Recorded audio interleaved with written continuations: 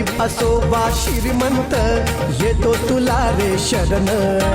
दुःखी असो का संकटी सांगे तुला गाऱ्हाण